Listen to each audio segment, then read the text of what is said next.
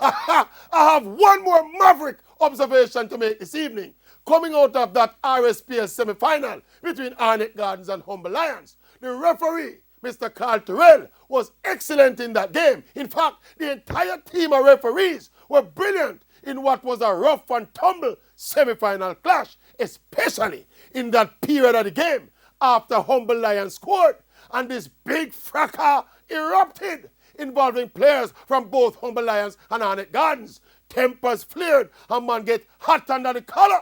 One player almost get him shirt tear off in the skirmish, but the coolest and the calmest heads in the midst of the mayhem were referee Terrell and his assistants.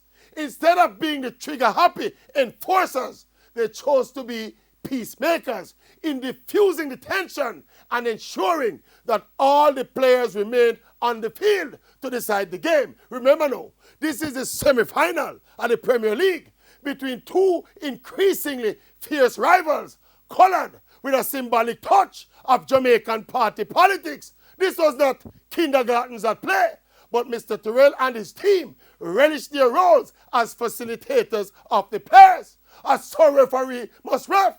Mr. Terrell was not drunken by his referee powers as he mediated these crisis moments without even touching the card in his pocket. I don't want to call on him. But can you all imagine if this was some other referees from a previous era?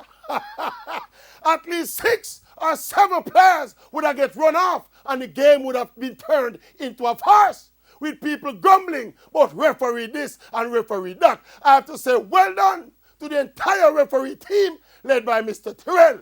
Good, consistent and efficient officiating.